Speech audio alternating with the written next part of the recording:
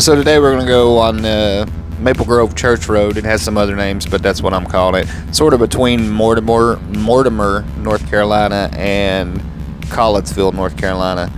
It's about 20 miles worth of forest road. Right there's the start of it, so you can kind of look for that sign to know where to get on it at. But if you'll notice, there's lots and lots of motorcycle tracks here because it's very popular locally for people to come and ride on the weekends. Generally, they'll go down this road and then jump over on some other forest roads that are close by, which we'll talk a little bit more about later. But yeah, so this is the start of it. And you actually go up in here, and it's sort of a residential area, and there actually is a church. So I'll show you in just a second. I'm getting ready to go by it. But when you come up here, there's a fork in the road where you can go left or right. You definitely want to stay to the left because the right just goes down into where a lot of houses and people live. So no reason to bother them. And this is actually Maple Grove Church on the left there, that white building. It's just kind of a small country church. It's a nice little place, but nothing really spectacular.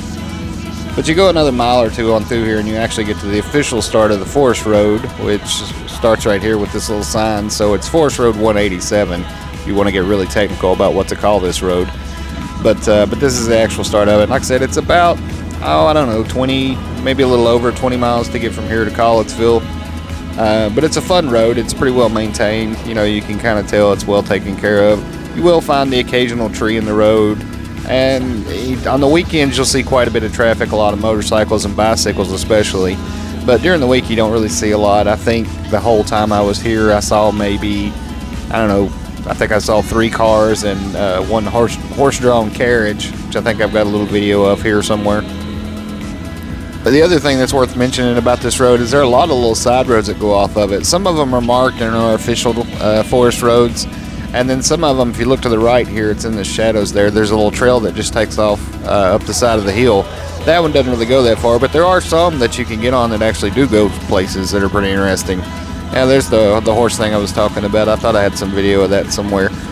But yeah, I guess at this point I'm probably about halfway through it. But you get up here, it's just a lot of elevation changes, a lot of curves, mostly tighter turns. It's just a really fun place to go ride, to be honest with you. There's lots to see. Normally you see a lot of wildlife. I think I only saw maybe a turkey and 1 or 2 deer this time, and most of the time you see deer and turkey all over the place, and I have seen bear here before too. Got to stop, I had to turn around and go back to it.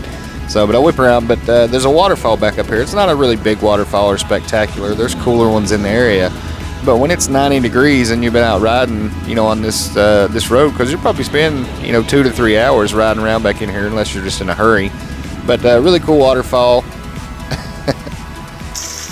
Yeah, I still remember how awesome that felt because I really was roasting to death that day. It was a hot day. But yeah, it's a really cool road, and it's got its own cooling station built in. Here to say we'll flip back over to the video and come up to the official end where the gate is. I've never known it to be closed. Like I said, I spent about 2 hours, maybe 3 hours at most going through here. But you go on down this road a couple more miles, it turns to pavement, and then you get to Collinsville, and there's a really cool gas station to take a break at.